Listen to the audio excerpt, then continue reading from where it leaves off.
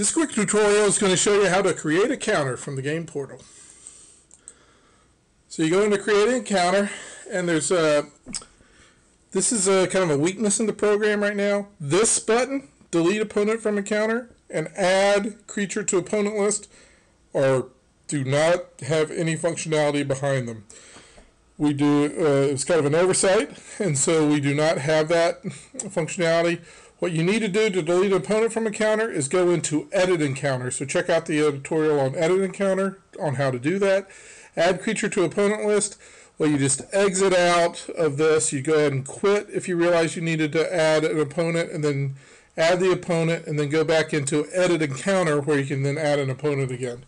So both of these buttons, which were supposed to be here for this, do not have any functionality. The only functionality that exists is add opponent to encounter. So we're going to call this dummy encounter because we're going to delete it here eventually. Add opponent to encounter. This is encounter number 20. We're going to add an aboleth. We're going to add 2 of them. So now we have 2 aboleths in the encounter. Then we're going to add some ankegs. I know it's a silly encounter. Why would ankegs and aboleths be in the same encounter? Just easy to see there. So now we have 2 of them, and then we could, add some kind of something else. Bar guests. Let's add 3 bar guests, and you just could keep adding to your heart's content on how many encounters you want to do. Now, what's happening right now is there is a Excel worksheet that is being created that is now listing the aboleths and the ankegs and the bar guests, all their relevant data that is going to be applicable to combats, into the dummy encounter page, and that now is created. You don't have to do anything else. You can quit.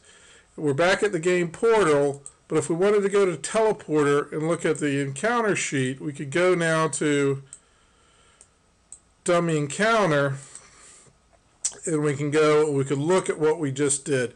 We added the aboleths, the ankegs, and the bar guests, and that's all data. This data that exists is just kind of copying from how the data exists in the opponent list. And so let's go look at the opponent list real quickly. And so now you can see an aboleth, and we're just basically copying this whole row and pasting it the number of times of the number of different aboleths that we have in there, ankegs and bar guests also.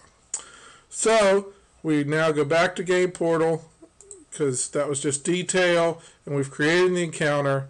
Check out the edit encounter to see what we can do with editing an encounter.